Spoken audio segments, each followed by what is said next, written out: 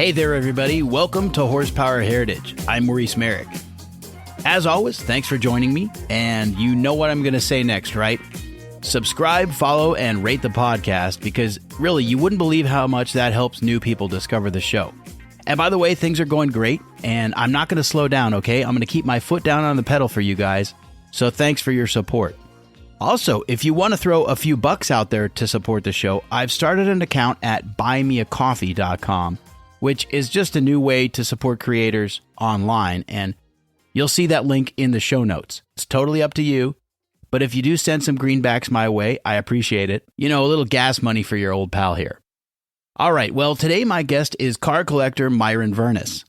He's known as a Porsche enthusiast, but also for his wide-ranging interest in all sorts of cars.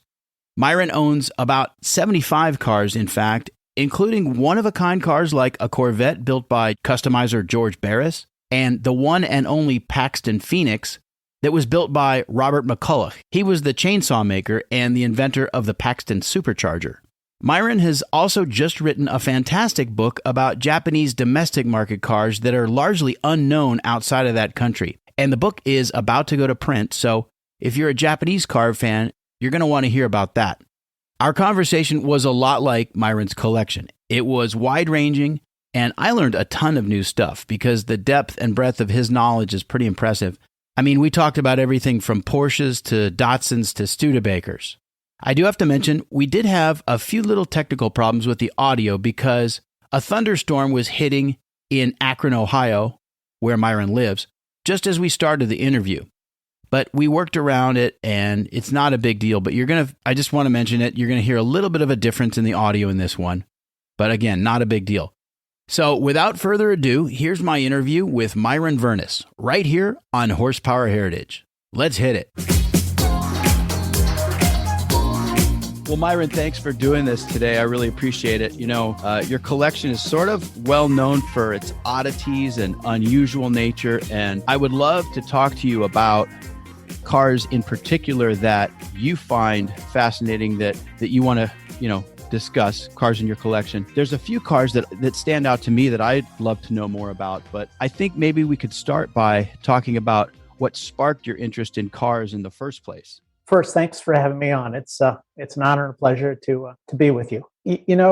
You hear a lot of podcasts, a lot of stories of people about how, their parents or their fathers especially got them into the hobby, had collections, were racers, things like that. None of that happened for me. For me, it's probably more of a mutation. My dad thought of cars as being the worst of necessary evils. My mother never drove. And on top of that, we spent the first 5 years of my life in the country of Greece, where, especially in the 50s, the late 50s, it was not very friendly to cars. The roads weren't great. The cities were small. So can't really explain that. But my mom says from the time I was a little kid, I'd sit on the balcony of our apartment and just kind of watch the cars go by to the point where I could eventually just identify them.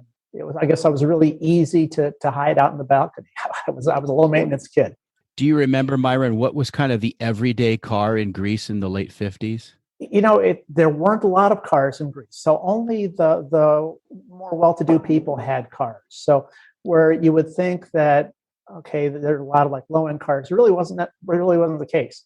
A small percentage of people had cars. There were a lot of Italian cars, Fiats, Alfa Romeos, Lancias, because of the proximity to Italy and the Mediterranean kind of similarities. There weren't a lot of German cars because the wounds from World War II were still pretty fresh. So really finding a Mercedes or something like that was a true oddity. But yeah, mostly Italian cars and some very high end. So you either had a nice car or you didn't have a car. And what was your first car when you finally were old enough to own one? My first car that was given to me was a 1969 Plymouth Sport Fury that my uncle, who lived in New York, was driving through the area, happened to blow the engine in back in the early 70s. And rather than take it back to New York, he just kind of left it and it said, this could be your car. And it excited me because it was a two-door hardtop. It was a 383 four-barrel. Well, of course, my dad, who hated cars, had connections. And the engine got replaced with a 318 two-barrel, which was none too fun. But, once I put a banging 8-track player in, everything was good. But the first car that I really bought and called my own is a 1963 Porsche 356B coupe, which I still have 46 years later, sitting in the garage, which kind of set me down the path of 356 love for many, many years. Do you remember what you paid for that car? Oh, yeah, of course. Yeah, I paid $1,500 for it because it had a fresh paint job and a rebuilt engine. That was a lot of money for a 356 back in the mid-'70s. But I looked at a lot of them, and this was really the best one. I only had $900 to my name, so I wrote my bike back and asked my dad for a $600 loan, which of course he wouldn't give to me because it was a frivolous car to buy. And I went back and negotiated a payment plan with the seller, and then kind of the rest is history. Do you subscribe to the sort of the old axiom, buy the best car you can afford? Yeah, if it's a car that there's a lot of, if at the time there were a lot of 356s available, I could buy the 356s for $200-$300, but they were pretty rough. So yeah, if there are a lot of those available, but a lot of times, especially the cars that I'm kind of attracted to, they're very low production or one of a kind, and in that case, you buy whatever you can. That was just your first 356, but you've owned how many since then? Yeah, I quit counting at like 110. Wow. So that's a pretty good number. Now, a friend is visiting me tomorrow who we've known for 40 years, who's had 500 356s. It's just we can't look at 356s in today's scope, but more what's happening in the 70s, where I've driven 356s home for less than $100 in some cases. So they were easy, they're cheap, and they're fantastic cars. There's something, I don't know if you've ever been in a 356 or driven a 356, but even though there's 77,000 of them made, which is very high production, those are just one of those magical models that just have something, that really production numbers really are irrelevant because the car is just truly, truly special. Now, to the uninitiated, that might seem like, well, they're all the same. Why so many? But they're not all the same. No, they're just like all 911s aren't the same. 911s have kind of taken it to the extreme of the 356, but 356s were made for a period of 17 years, and there were never any revolutionary changes, but there were very significant evolutionary changes. Basically, it boils down to 4 different generations that, again, if you put them side by side, even the casual enthusiast would be able to tell the difference. What is your favorite iteration of the 356? It's tough to say because they all have their own individual personalities. My favorite of all the ones I've ever owned, I had a 56 Carrera Speedster, which was by far the most engaging and fun car I ever owned. And not car necessarily, but 356. And maybe one of 2 cars that I regret selling in my life. And, when I bought my 356, my dad ingrained into me, never buy a car you can't pay cash for. So I kind of lived with that. And when I bought my Carrera Speedster, I had my Carrera Speedster, but then I bought a new warehouse to keep my cars in. And I kind of looked at it as an extension of my collection, my cars. And one daughter had just started university. Our second one was on her way the next day. So rather than go into debt and finance the real estate, I sold my Carrera Speedster, which in retrospect was probably a very dumb financial move. Hindsight is definitely 2020, is it not? Yeah, absolutely. For the uninitiated, what is special about the Carrera motor?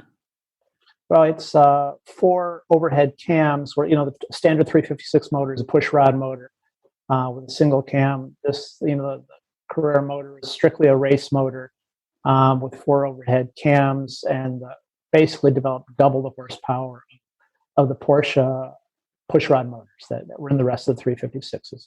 So very limited production. Carrera Speedsters are, I think, 130, 140 made over about a 4-year period. And Speedsters are, I wouldn't call them rare, but there's certainly far fewer Speedsters ever built. Yeah, fewer than 5,000 total from 1954 through 1958. There were a few made in 1959, but the grand total production between pushrod and four cam cars, fewer than 5,000. So relatively low production. And again, they were kind of like the entry-level car. They were the loss leader. They were the stripper. The guys that couldn't afford the coupes and the cabriolets with the roll-up windows and padded tops bought those. So, and there was a period of time where speedsters, as well as four-cam cars, were less desirable than, the later B cars with a better ride or the C cars with the disc brakes. And you have to be a little bit of a glutton for punishment to have a speedster versus, say, a cabriolet or a convertible D. I think back in the day that was true when people were using them for transportation, right, with no roll-up windows and kind of a baggy top. Today no one's using these for transportation. Right. I mean, there are a few heroes out there that still do, but not in general. Right. Is it true, by the way, that Max Hoffman convinced Porsche to build the Speedster? That's a story I've always heard. I haven't researched it. I'm happy to believe it, and I think no one from Porsche is disputing it. So after all these years, so yeah, I'd say, yeah, I think the feedback he was getting when he was importing the 356s that the cars were just too doggone expensive. They're priced up there with Jaguars and other more substantial, beautifully finished cars. Not that the Porsche wasn't beautifully finished. From an engineering standpoint, it was superior. But he needed something that would get people into the showroom. So they convinced him to make the Speedster for less than $3,000. I think $29.95 was the introductory price. Have you had to restore 356s over the years, or do you prefer to buy cars that are drivers and don't need so much attention? Yeah, we drive all our cars. And so mechanical condition, reliability are much more important than cosmetic. Beauty is great. And I participated in Concours events, and I think they're fantastic. It's a great part of the hobby. But it's not my preferred avenue. And so, no, I've never had one cosmetically restored. We've had cars painted. We've had cars reupholstered. But again, to driver-level quality, not to Concours level. So how did you get from 356s to more of the esoteric cars in your collection? How did that all begin? I think, first of all, growing up in Akron, Ohio, Akron is where all the tires that went on Detroit's cars were made. And Cleveland was also a hotbed for automotive manufacturing. Cleveland was the Motor City till about 1920 or so. So it really was a hotbed for automotive enthusiasm. So there was always a lot of really cool, very different cars around. So I think the car that was kind of the taproot to kind of lead me away was a Deutsche Bonnet, which is kind of an esoteric French car, two-cylinder, air-cooled front engine, front-wheel drive, very lightweight, kind of the French Lotus, even before there was Lotus, probably. Did very well in racing because they're lightweight, even though they only had 60, 70 horsepower engines. I happened into one, and the car intrigued me because I started researching it. I saw in period they would do better than 356s in amateur racing. And again, there were some available. There was a distributor in the area, so there were DBs in the area, and I picked a couple up, and then that just kind of led me down a rabbit hole of other fun, cool cars out there. No less admiration or love for 356. It just kind of opened your eyes that there's other cool stuff out there. It's funny. It's almost, in some ways, the Deutsche Bonnet is the opposite of a 356. Yeah. Oh, yeah, absolutely. They, the engines were kind of hand laid up and basically was an oversized garage. A very small crew of people putting them together. They weren't extremely well engineered. What they did is they took a basic premise and they executed the basics very, very well. But the finish quality of those cars, you can't even put them in the same league with the 356. Is that just a matter of resources and budgets and being the little guy and they just had to be creative? And I hate to use the phrase think outside the box because it's so cliche, but it certainly is an outside the box car. Yeah, I think you hit the nail on the head. I think it's just kind of being the little guy, and they're happy being the little guy. Rene Bonnet was a racer. Charles Deutsch was an aerodynamicist. In fact, Charles Deutsch designed the body of the first 917. Very few people know, and very few Porsche enthusiasts will acknowledge that a French guy did that. And ultimately, he didn't do a very good job because they revised it pretty quickly. But they were racers, and they basically a lot like. And this is a terrible comparison, but kind of like Enzo Ferrari in a day, right?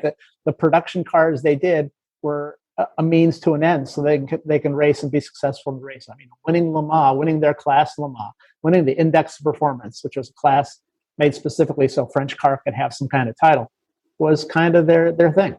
A little while ago, a few weeks ago, I did an Instagram post on the Citroen Ami, and I said, "Is there any more French of a car, or is there a car any more French than the Ami?" But the DB is definitely a contender. Well, the cool thing about French cars is they're almost any of them can be a contender at one point or another. I have a friend in the LA area who is passionate about coach-built Lancias and Alfas. Has quite a few Zagato body cars. He bought an Ami recently, and it's like I think his favorite car to drive. It's just fantastic. So all the French cars, and I've had other. If you look at other French cars that I've owned, they all have their unique thing to them. Matra Bagheera, Matra de Jet. I currently have a Citroen CX Wagon, the CB Panhard. Each one is wacky in its own way. My friend Lynn Smith, who has the unfortunate position of working on my cars, has a statement that he uses every time I take him something that comes from France is once the French got out of the kitchen, nothing good ever happens. So another car that comes to mind for me, well, obviously the Citroen SM, and then now I've lost it. I can't remember. But yes, they are all odd in a delightful way. Well, the SM, I've had several SMs. Unfortunately, mine were really bad examples. I bought the best that I could afford. At the time, I couldn't afford a lot. And what happened to those cars, unfortunately, was they were victims of deferred maintenance, basically, to the second owner. That's when, Citroen pulled out of the U.S. market, and it was a real struggle to keep anything going. And it was a very intricate piece of equipment.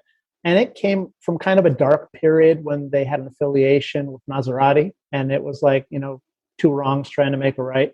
It's unfortunate because to me, it's still one of the most beautiful cars and one of the most comfortable cars ever built. I just remembered the car I was thinking of, the Alpine. Oh, yeah. A110. Have you had one of those? No, I don't fit. I've tried. Oh, yeah, they are fit. tight. The current Alpine I would love to have, though. I know there's one in the Lane Museum that Jeff Lane says is just a hoot to drive. So you got the Deutsche Bonnet, and it just kind of grew from there, yeah? Yeah, it kind of went from there. Then I got pretty heavily into French cars. Matras were the next big thing. And then, again, just kind of a whole, some more esoteric German cars. And that was kind of my thing, German and French cars. And then about 8 or 9 years ago, Japanese cars kind of ended up on my radar. Not because I knew much about them, not because my stereotype was any different than the average American stereotype, but because I went to an event, it was a Japanese car cruise, and I was a little burnt on the hobby because, I was hearing a lot from people saying, oh, young people don't like cars, no one's going to drive anymore. And most of the events that I was going to, it was, people like me, old white guys with cars. And I ended up at this Japanese cruise in California. And I was really sticking out as the only old white guy there. It was not only was the old white guy, I was twice the age of most of the people there. And these guys had the same kind of grassroots spirit that the hot rodders had back in the 50s, that like the 356 group that I grew up with in the 70s had. They bought these cars because they were cool, but most importantly, they could make fun cars out of them with their own blood, sweat, and tears and not spend a whole ton of money. And really started embracing that hobby. And it was so refreshing to see an event where I was the oldest guy in the room, and the passion that I remember from 30, 40 years before was no different there. So I started gravitating to the Jap, started studying a little bit more about Japanese cars, and found out that, the Japanese were very smart about what they did here, right? They sent us dependable cars when we weren't making dependable cars. That's kind of how they conquered the market. But what we don't realize as Americans, I think we do more now, was they made very, very cool cars for their market, for their people. So they just never sent them over here. Not to pick on the French, but I like to say, the Japanese auto manufacturers like the French in their wine, right? They kept the good stuff for themselves. And that really started intriguing me. And once you get to see some of the beautiful cars and some of the incredibly engineered cars that they made in very small quantities for the home market, in hundreds sometimes of cars that they would do over a period. I mean, a good example would be like the Mazda Cosmo. I mean, truly a cutting edge car, regardless of how you look at it. And the average Mazda owner in the United States, they couldn't tell you what a Cosmo was. I've seen Jay Leno's Cosmo up close. It is diminutive, and everything on it is very delicate, and it's a beautiful car. It's got some very Italian lines on it. Yeah, it was all done in house, and yeah, they borrowed a lot from a lot of different people. You could see Italian, you could see some Ferrari, and you could see some Jaguar in it. You could see some Ford Thunderbird in it from the early '60s. So it was. I wouldn't say it was derivative design because it is totally unique, but they did borrow things of interest from all sides. I've driven Jay's Cosmo, and in typical American fashion, he has a hot rod rotary engine in it. It's a lot faster than my car, but it's still a beautiful car. Did you import your Cosmo? I did. But I imported it from Greece, which is not where you'd expect it to. A Greek collector friend of mine imported it from Japan, had it for a couple of years. I bought it from him. I kept it there for 3 or 4 years and just wasn't driving it enough there because at the time it was before I retired and I was only there for a few weeks a year. So eventually brought it over here, and it's kind of in the rotation of daily drivers. Your friend wouldn't happen to be Alex Vazeos, would it? Yeah, absolutely. So I've been to Scuderia Piccolino. Oh, you have? Yes. Alex was very kind. We were on a family trip in Greece, and we had already spoken a few times. I was looking for an Alfa Romeo Giulia, and my grand plan was to purchase it in Greece, drive it in Greece, and ship it home. Mm. And that didn't quite work out, mainly because we couldn't find the right car. But in any event, Alex said, please visit when you are here. Come to Athens and I'll show you the collection. So he did, and it was very impressive. He was a great host. We had a great time, and Alex is a true gentleman. Yeah, no, Alex is one of my closest friends. We speak on the internet almost daily, and when I'm in Greece, I always visit him, and he's kind of we kind of feed each other. I've helped him with some stuff from over here. In fact, he just took an Autech Zagato that I had and has taken it to Greece. My wife's 928 came from him. Got an AutoZam AZ1 in Greece that went through him. His cars are always the highest quality. Absolutely. Again, like you said, he's a true gentleman. Absolutely. So you became engrossed in not just Japanese cars, but Japanese domestic cars. And I imagine, researching things, this is like all these new discoveries, because most Americans, like you say, have no idea what the Japanese market had available. And that led to a book project. Is that right? Yeah. Another one of my very close friends in the States, automotive friends, we both kind of discovered the Japanese cars at the same time. And he's a physician and great researcher. So, we're discovering these things all these times. And then we kind of almost set up a little competition. Hey, we really should have one of these. We should have one of these. And we kind of set up a competition as to who was going to get one first. And then it became well, you've got one, so I don't need one. But after all that time, he started saying, we should do a book. No one's done a great English language book on great Japanese cars. Not the history of the Japanese auto industry, not history of Toyota. I mean, there are a lot of great books on history books on corporations and even individual models like the Miata and the Z and things like that. But just to put something together that's very high end, a Ferrari / Porsche / Lamborghini type book with really, really good information and beautiful photographs on top of that. So we decided we're going to do like 30 or 40 models, all kind of subjectively chosen by us that we thought were cool. And, we were shooting for a book that would be 350 to 400 pages. Well, mission creep set in.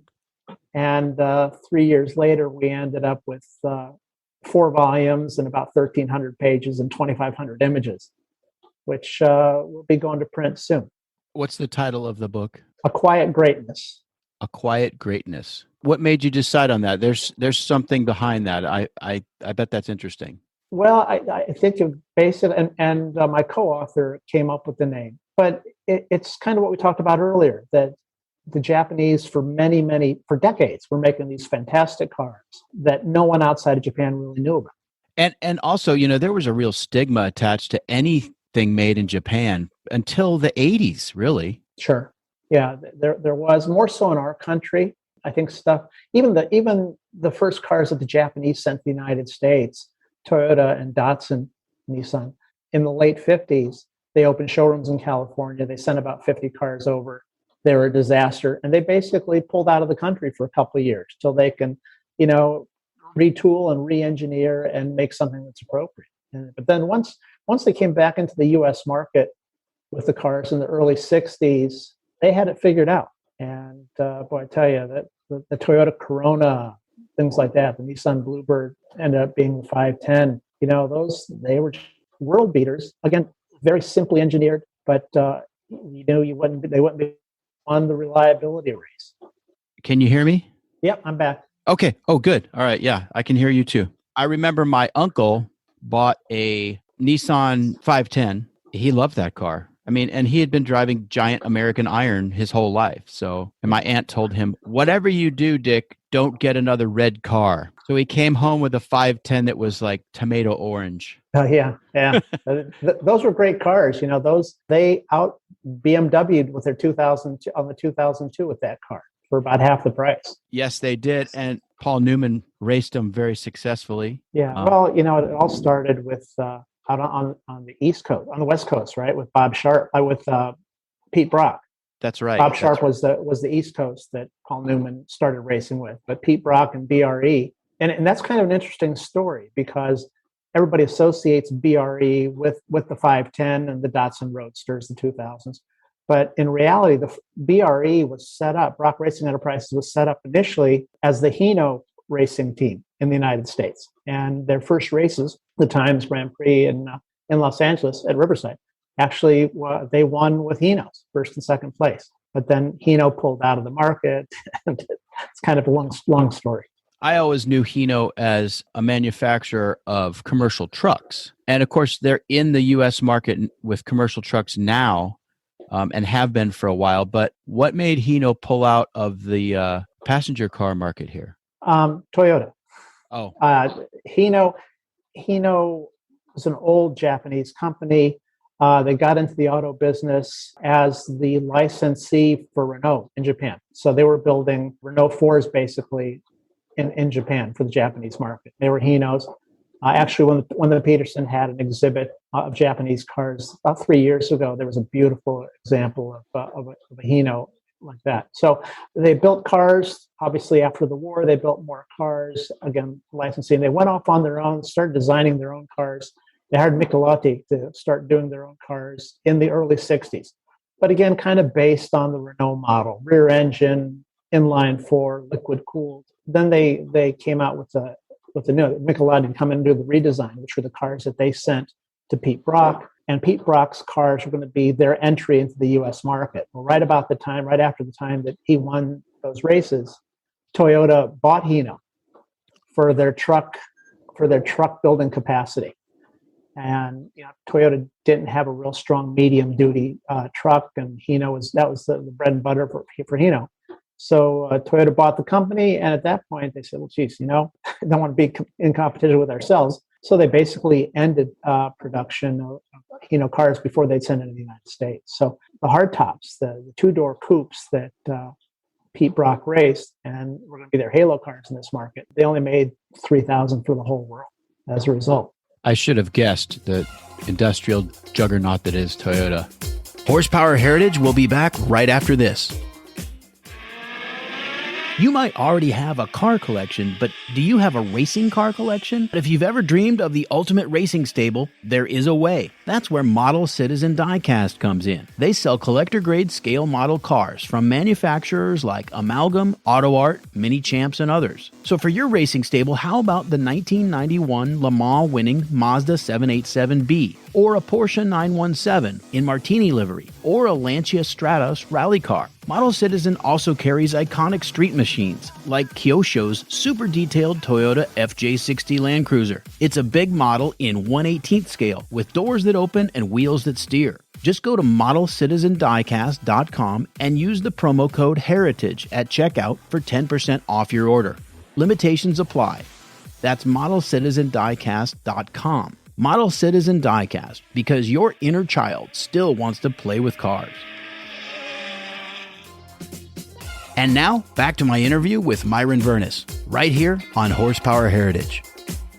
Would you like to maybe highlight a couple, 3 cars that are in the book that are particularly interesting? Wow. Well, it's grown to 90 some cars. Right. The Autech Zagato, really writing the book is what prompted me to buy the Autech Zagato. There are only 88 made, and then put you on a search for those cars. So that was one. And the beauty of the Autech Zagato is that, it's Italian coach built. There are quite a few cars in the book that were designed by Italian designers for the Japanese manufacturer. But the Autech Zagato was one that truly was built at Zagato. When Nissan needed Zagato and Zagato needed Nissan, it was one of those times when Zagato was close to going out of business. So that was a good contract for them to have. The beauty of that car is that it's got the interesting styling, but underneath it's a Nissan Leopard. It's got a 320 horsepower turbocharged overhead cam engine, and it just eats up the miles. And it's a thoroughly modern car, but you still have one of 88. So it doesn't have the high maintenance value of, let's say, a Zagato-bodied exotic Italian car. Right. So that was really, I think that was probably my greatest discovery. And actually finding that you could find one and buy one. Mazda made some fantastic cars. Another one that we found was the Mazda R130, their front-wheel drive car, Giugiaro design, one of his last projects when he was at Bertone. Again, a car that's totally unknown in this country, but just a beautiful, beautiful design. Has the big greenhouse and the forward-facing look of kind of a Lancia Fulvia, similar to maybe the first generation Nissan Silvia also, that was also very popular at that time. So the R130, finding that Mazda actually built a front-wheel drive rotary engine car that was probably still the most beautiful car they ever made, sort of stuff for that period. The other interesting car that we're still in competition to find one is a car called a Yamaha Ami, which is a Ferrari F40 that you washed in the hottest water and set it in the dryer at the highest setting. And it's just a clown car, but something, it's an object that we're desperately searching for at this point. Do you think this Japanese obsession with cuteness crosses into, I guess that's a dumb question when you consider all the Kei cars. I think it does. There's a company in Japan called Mitsuoka. They specialize, and they're a manufacturer. They're a licensed manufacturer. I think they're the 10th largest Japanese manufacturer at this point. And they basically take cars that from the other manufacturers and totally restyle them. So they're warranted by, let's say, Nissan, Toyota, that may be. But they're a licensed manufacturer, and all their cars, I can't say all their cars are cute, but they're all distinctive, and they have no problem selling as many as they can make. And they've gone kind of mainstream. The last two, there was a car that they're selling now called a Buddy, which is basically like a Chevy Tahoe, kind of shrunken down on a Nissan chassis. Last year, they had a car called a Rockstar, which was a Miata that basically mimicked the C2 Corvette Roadster. There's some really fantastic cars up there. And they have one called Lisade that they made about 20 years ago. It's on a Silvia S13 chassis. Looks like a Tiffany Coach or an Excalibur from the 80s, but has the chassis of a Wicked Drift car. Myron, did you find that doors opened for you more easily in the course of producing the book because you're a well-known collector? No, I think what you find, yes and no. And not because of who I am, but more because of who I know. Right. because you find most people in the companies are not enthusiasts. So, I was no different to them than anybody else. In fact, that if I would have owned a Toyota or a Honda or something like that, modern one, I think the doors would have opened easily. But because I've been in the hobby for so long, and my friend and my co-author also, we have a lot of friends who are enthusiasts who just happen to work for the companies in pretty high positions or had connections there. Somehow we've gotten to be friends with a fair amount of designers for the different companies. And I think what I've found, at least, is the greatest enthusiasts, just overall automotive enthusiasts that work for the automobile manufacturers, are the designers. They're engineers that race, but overall enthusiasts. And if you listen to automotive podcasts, what you hear most often of guys that are in the industry, they're designers. Right. Well, Myron, I'd like to maybe turn our attention toward maybe some of the nuts and bolts of your collecting. How do you make decisions on buying and selling cars? It's very unscientific. I could see a car that I didn't know existed one day and own it the next day. I mean, it's not. I'm not very methodical about that. People ask me the question all the time. They'll come to the garage and they'll say, "What's the theme here?" And I guess the theme is that it kind of struck a nerve that I just felt it would be special. And don't think about it from an investment standpoint. Don't think about it as far as a practical standpoint. It's something I really can't describe. Kind of like my Alfa Montreal story is probably the best thing, right? I lusted after Montreal forever. Finally got to the position where I could afford one. And actually, Alex found it for me in Greece, a 2-owner, amazing example, all kinds of show history, all kinds of reliability, rally history. It was the perfect car. It was a car that was driven and looked beautiful, low mileage, 2 owners, fully documented. Got it home, so excited. The car was better than represented. The engine sound was everything people talked about. The exhaust note was great. The seats are amazing. The steering wheel was just the best feeling steering wheel ever. The Getrag gearbox in the car is probably the best gearbox I've ever experienced in a car. But the driving experience, when you put all those things together, just didn't do it for me. So, sometimes you take those risks. And I kept that car for 6 years only because I loved looking at it.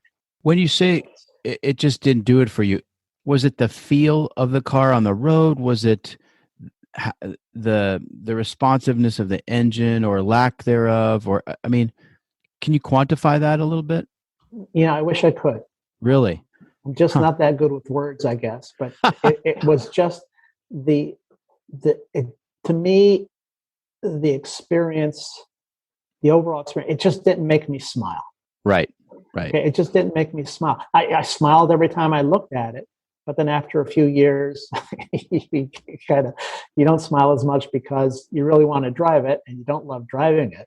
At the other end of the spectrum, I've got a Subaru Alto Works RSX, little K car with a 550cc turbocharged engine, which, man, I smile every time I start that engine and anytime I go. And it's a $5,000 car. I mean, on a good day, it's a $5,000 car. Yeah, I mean, the price point is often immaterial to the driving experience. You're right. The what you pay for something, I won't say it's irrelevant, but the potential is there for cars at any price point. Right. Yeah, I maybe probably stated it a little too strongly when I said it's immaterial, but it's doesn't necessarily correlate. I mean, witness a car like the Mini Cooper, Yeah, right. Yeah. Well, I heard you on one of your podcasts mention that the first car you drove was a 67 Fairlane station wagon. Yes.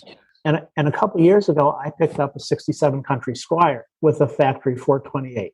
Wow. And I just thought, that was just kind of a throw in on a multi-car deal. Well, I think if I logged time spent on all my cars in the last 2 years, the Country Squire is probably number one. And can't explain it, but I just love the car. I just love driving that car. Yeah, they're fantastic. There's just something very pleasurable about being in those cars. I think part of it is the interior of those cars. It's just so roomy and pleasant. It's like being in a den. Mm-hmm. And I love the fact that you can drop that rear window and have that flow through air. And, Ford made a good product in those years. The filigree on the vinyl seats. Just, yes. They didn't have to do that, but it adds something. You appreciate it being there. I love the padded steering wheel center on those cars. It's hilarious. That's a safety feature. Well, it got them past the NHTSA standard, right? Either it had to do, an airbag, and it was too early to do airbags. There, put padding up there. Right. You're right. It would just put a bigger hole in your chest than the non-padded one. I love it. Wagons in general, I've got a soft spot for them, and that was a fun episode to put together. And I think wagon fans, you just can't be unhappy in a station wagon. Right. Yeah. We're big wagon fans. My kids have always been big wagon fans. Actually, one of the cars they drove to school, actually a couple of cars when they were in high school, we had a Studebaker Wagoneer. Actually, we still have one. We had an early Jeep Wagoneer, from the 60s. No wood grain, no power, anything that our kids would drive. We let them drive those until somebody pointed out the fact that there were no seatbelts in the car. So we had to upgrade a little bit. And we moved our oldest daughter to college many years ago in an 85 Citroen CX wagon, which was just the huge payload and just a dream going down the road. Are your kids car fans?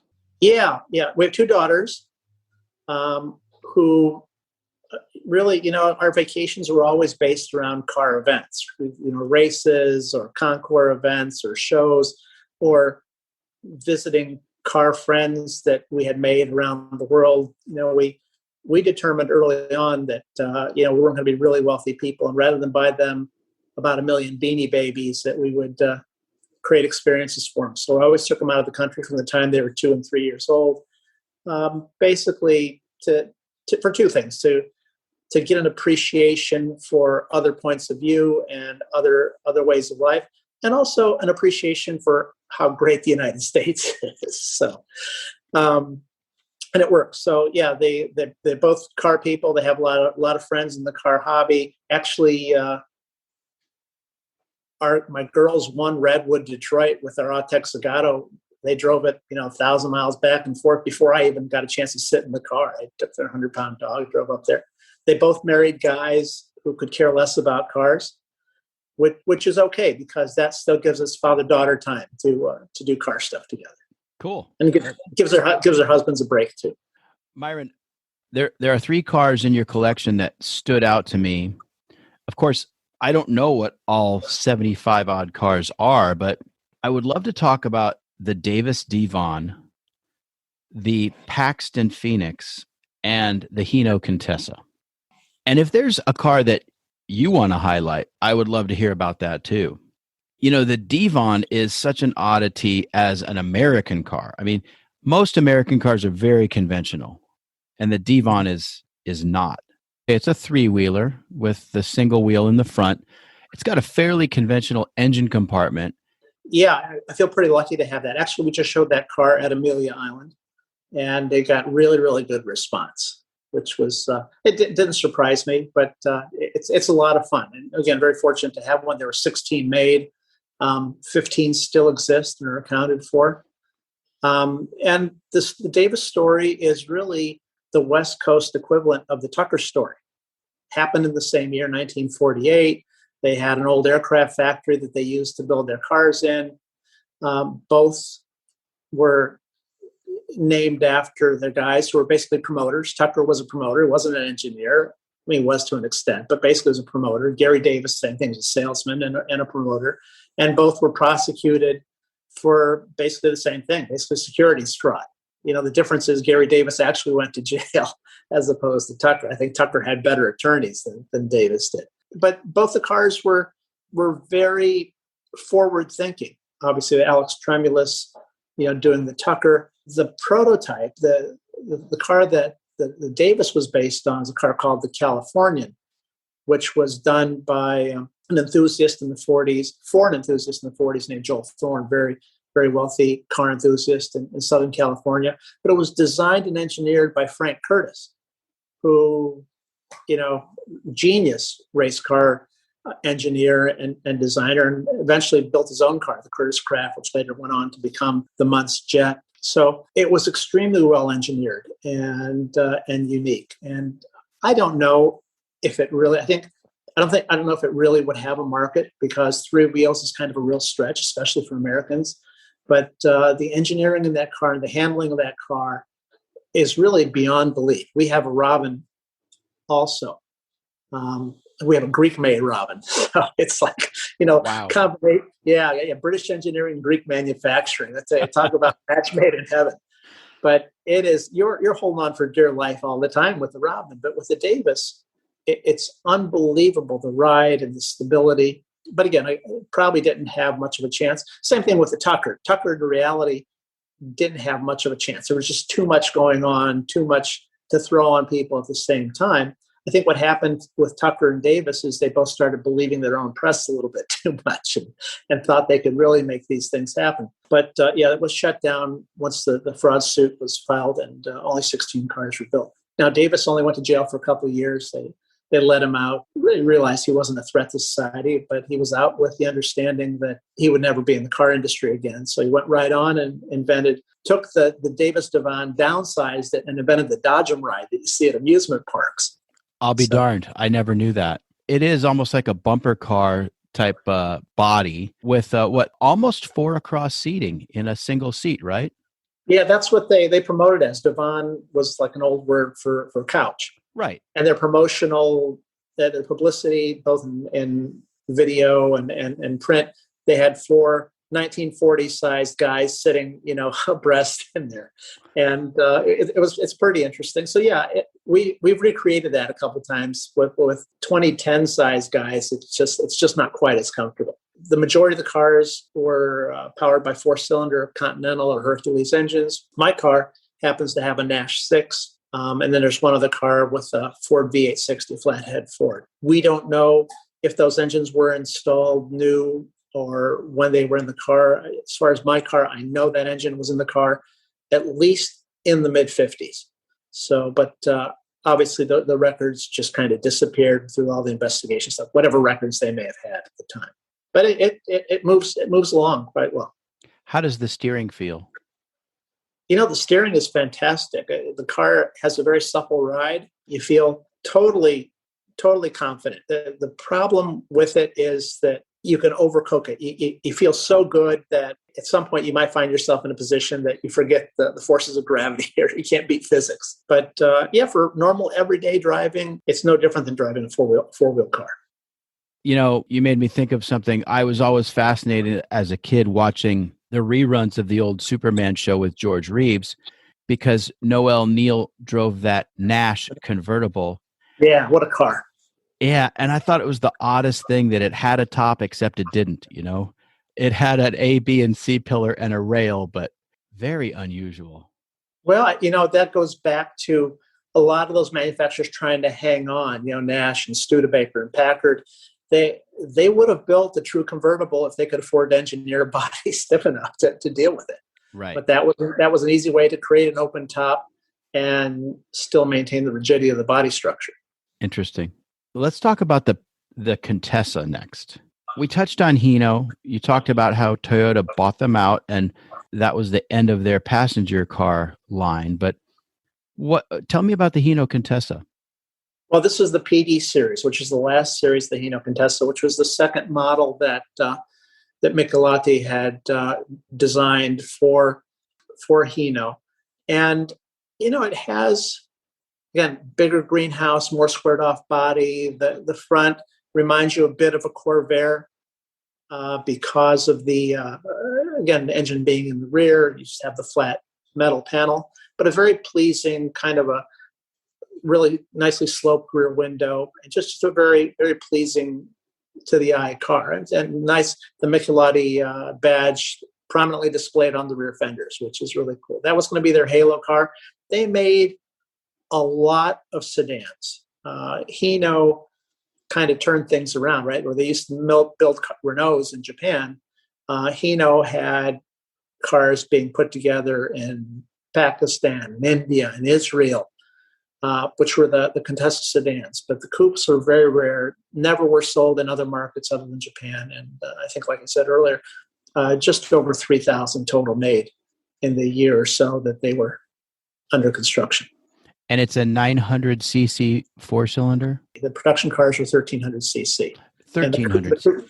Yeah. There was a Contessa. Michelotti had done a couple concept cars, one called the Contessa 900, another one called the Contessa 1,300. Kind of, if you think of like a Bertone, Simca Bertone or something like that, kind of on those lines. But the production PDs were 1,300cc cars. The coupe got a twin carb setup. The Michelotti is definitely, I mean, you see it right away in that car. It's very much like the early BMW new class cars, some of the lines in it. Yeah. He asked about one of the cars in the book that, kind of struck me. And another one's a Michelotti design, the Prince Skyline Sport that he did in the early 60s.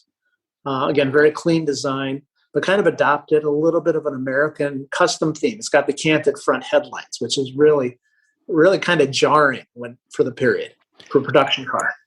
I know exactly the car you're talking about. And I think that actually predates the Mercury Comet with the stacked canted headlamps and fenders. I think you're right. And it's a neat looking car. I would love to see one of those in person. I have yet to see one. They're pretty rare, yeah? Yeah, they only made about 60. Oh, really? Yeah, Nissan has two, and you see them in Japanese collections periodically, but they don't come up for sale very often. And when they do, the asking prices are high six figures. Now, correct me if I'm wrong, but wasn't Prince its own manufacturer and Nissan absorbed them or acquired them? Right. Yeah. Prince. Okay. Prince made very high-end cars, and they were absorbed by Nissan. And that's where the Skyline name came from. Was from Prince. Right. And then, of course, there's the Skyline GTR, the Hokosuka. Is that right? That was the first generation of the GTR. Mm-hmm. Yeah. Any impressions on that car? I love the cars. I love the nice, clean design. I love the fact of how dominant they were as race cars, being that they're basically family sedans. I'll have one day, but I want the very first year production, which was a 4-door sedan. And most people don't realize that they originally just 4-door sedans. Yeah, the coupes get all the attention. And there are a lot more coupe GTRs now than they were ever built. Right. Just like there are a lot more Shelby 350 GTs than there were ever built. And the list could go on and on, right? Myron, tell me about the Paxton Phoenix, because this is the most wacky and unlikely story, I think, of a 50s American car. It's almost a story that could have been told in 1910 or 1920. And you've got the one and only Paxton Phoenix sports car. Yeah. It's not a sports car. It's a touring car. I've been corrected by people who were involved in the project. Oh, okay. Yeah, it's a car that I feel very, very blessed to have. And I've owned it for 23 years now. And you're right. It's something that would have come out of the heyday of the great American industrialists. Robert Paxton McCulloch was one of the last of that ilk. And really, he did it a generation or two after everyone else did. His family had money. He kind of built the business even more with his McCulloch chainsaws and everything. And he happened to marry one of the daughters of the Briggs and Stratton fortune. So you kind of meld those two things together. But he went out. After the war, he went out to California, moved from Wisconsin to California to kind of start a new business out there, which was McCulloch Motors, again, building motors, superchargers, Paxton superchargers, McCulloch superchargers, got contracts with the manufacturers. But what he really wanted to do in the early 50s is build the ultimate American GT car. And he felt that steam was a very viable way to do that.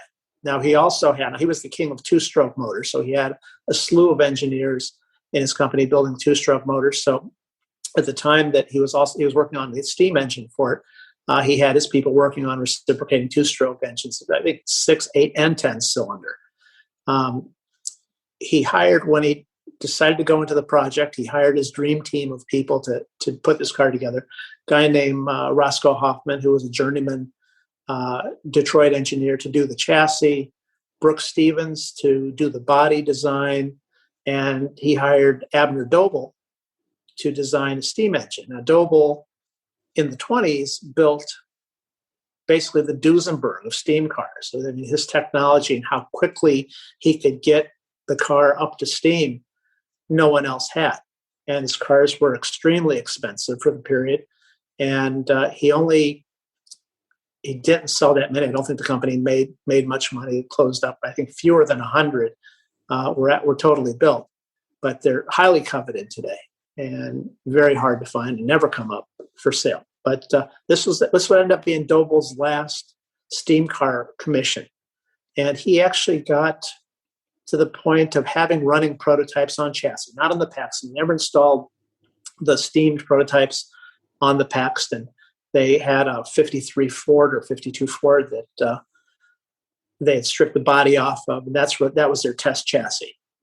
So they did that, but it never was fully developed. So in the meantime, Stevens delivered a body. Roscoe Hoffman had delivered a state-of-the-art chassis. He actually in 52 bought a new Porsche 356 and tore it apart to study it because they felt it was the most advanced passenger car chassis at the time, and kind of took the 356 chassis and improved it. Didn't use any parts from it, but just improved the torsion bar and the wheels canting. And actually the rear suspension was basically what Porsche did with the 911 10 years later. So that's how advanced the chassis was. So after 2 years and spending close to $1.25 million of early 50s dollars in development, McCulloch didn't have a running car yet. So he kind of pulled the plug on the project. His engineers were being pulled away from jobs that were making him a lot of money. So he pulled the project, and he had a leftover Porsche 356 engine and transmission sitting on the shelf from the car they tore apart, and had it installed in the car. And that's how it ended up being 356 powered. And then he eventually sold the company. He went on to develop Lake Havasu, and he bought the London Bridge. Again, that's the kind of guy he was. Pretty amazing. He ended up keeping the car till he died in 1977. And from there, it went to a collector in Los Angeles named Manassian, who was a pretty prolific buyer. His friend and I have become very good friends. He kept the car till he passed away in 94. It went to Brooks Stevens, who kept it till he passed away, and I bought it from the Brooks Stevens estate. There's a lot of layers to this onion. So Brooks Stevens, legendary industrial designer. Give us a little taste of Brooks Stevens. Well, like you said, he was an industrial designer, but he was first-rate automotive enthusiast. I think we talked earlier about people who do things just to keep their hobby going. Sometimes I think that, he did what he did. I mean, he loved what he did. He was great at what he did, but he loved old cars. He had a museum there at his design office, and some of the great cars, the cars you see in the greatest collections around the world right now, were part of the Brooks Stevens collection. Ralph Lauren cars, and cars from other huge collections. So he had an eye for that. I mean, the first car he bought was the Core that he customized and put a tail fin on and things like that. So just a great thing. But he would design toasters and vacuum cleaners and Lawn Boy lawnmowers and Miller High Life bottles. But cars were his real passion, and did a lot of work for Studebaker, did some contract work for AMC, and then did prototyping work for individuals like this.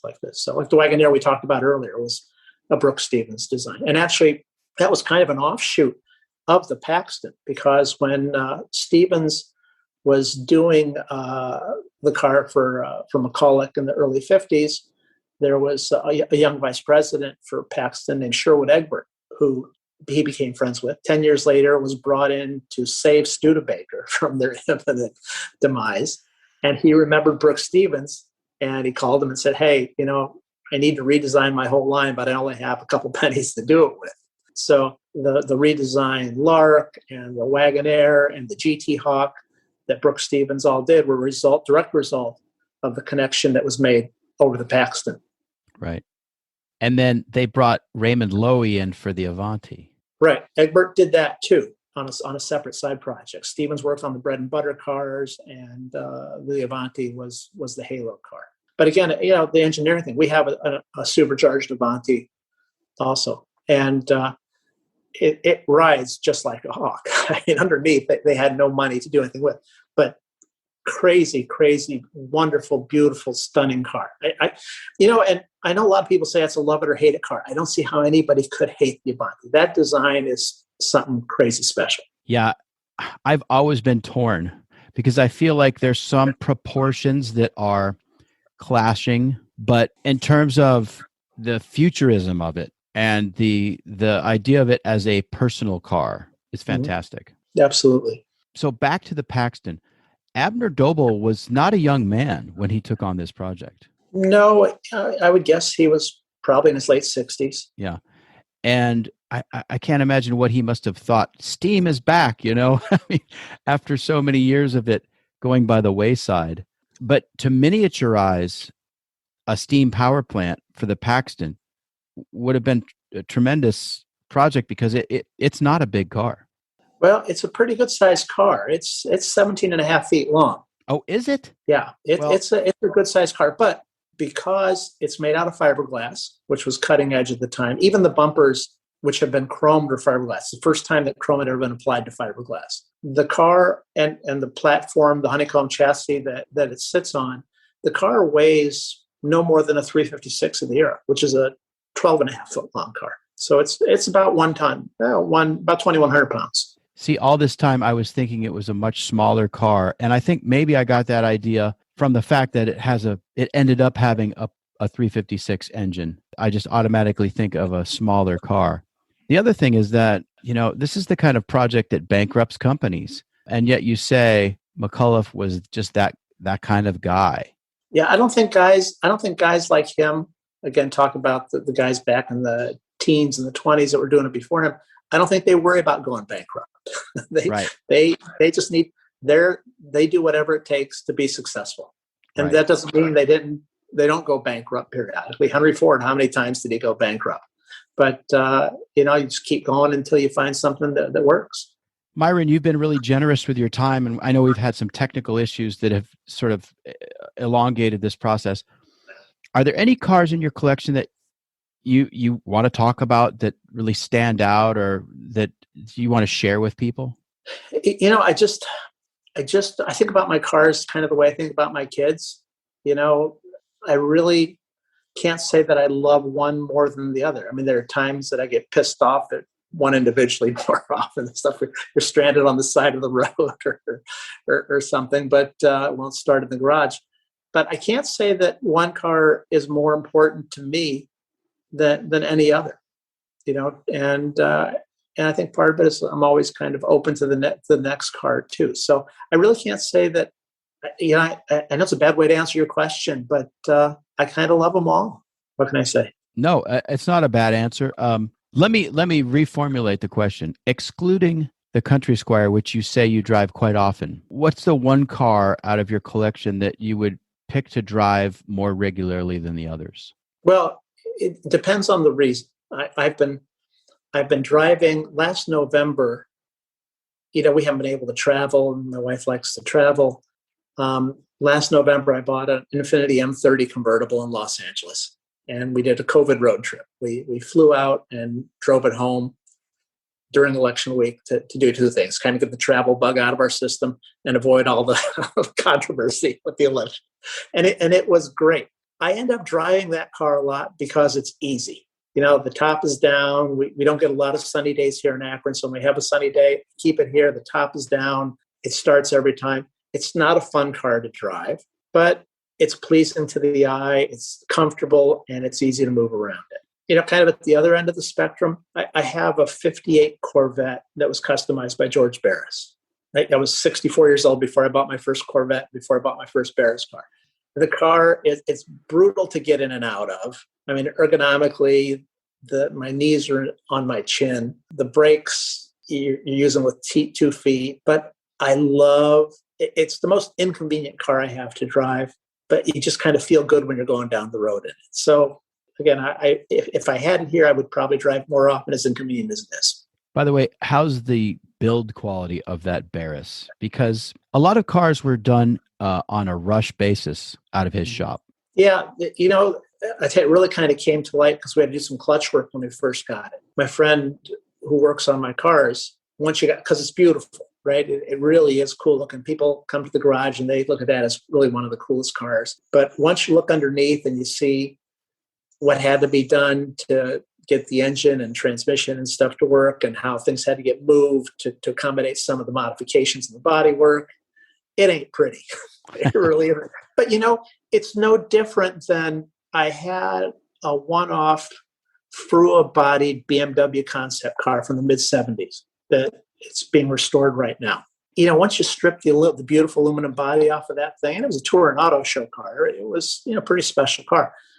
You see sheet metal screws and wood shims here and there. And, it's really no different than the coach builders did in Italy back in the day, right? Whatever it took to make it look pretty. It's funny that you say that, because I heard someone say recently, if you look at the welds on a Ferrari F40 and they're clean, it means the car's been in an accident and restored. Exactly right. Yeah, it was shocking to me, this Frua-bodied car. Now, it wasn't a production car. It was a one-off. I've got a Frua Glass 3000, which is a production car, and that car is very well put together. But the one-off car, Barris was doing the exact same thing that these guys were doing for one-off prototypes in Italy. So, and the cars were never meant, my Barris Corvette and like the Frua BMW, they were never meant to be daily transportation for anybody. Most often, after a while, they got crushed. Barris built this for an aftermarket parts company to use as a promotional vehicle. Does your Barris Corvette have a nickname? Most of his cars did. Yeah, no, it doesn't. And, it's a little troubling to me because I have another Barris car called the Bugazzi, which is like the most garish Continental Mark IV thing, Persian rugs and, fake side pipes and stuff like that. But it's got a name. I love the fact that it's got a name. I have another custom car, a wonderful custom car called the Polynesian, which was done by Valley Custom. But the fact that it has the name, my car is just basically known as the American International Products Corvette because that's the company he built it for. And the Frua BMW, does that have a particular name or designation? Yeah, it was a 3.0 SI. Okay. What color is it? Silver blue. Okay. All right. Probably a stock BMW color. I don't know. Mid-'70s, it debuted at the 75 Touring Auto Show. So okay. Could be. Yeah. I'm not a BMW expert. Gotcha. Well, Myron, I don't want to take your whole evening up. I would like to wrap it with another mention of the book. The title of the book, again, is A Quiet Greatness. Yeah, and it's kind of subtitled Japan's Most Astonishing Cars. And you don't have a firm publishing date yet because we're so early here, but for Japanese car fans, you need to take note of that title and look for it coming soon. Myron, any other social media handles or anything you'd like to put out there? Myron Vernis on Twitter, Junkman356 on Instagram. Fantastic. That's it. Myron Vernis, thanks for joining me today. Really had fun. And next time I'm in Akron, which will be my first time, I'm going to look you up. Please do. Maurice, thank you. It's been a pleasure. Thanks for putting up with my rambling. Thanks a lot, Myron. That's all for this episode of Horsepower Heritage. If you like what you've heard, don't forget to follow the podcast, share it with your friends, and leave me that 5-star rating. All of those things will help me reach more gearheads like you. Until next time, I'm Maurice Merrick. Thanks for listening.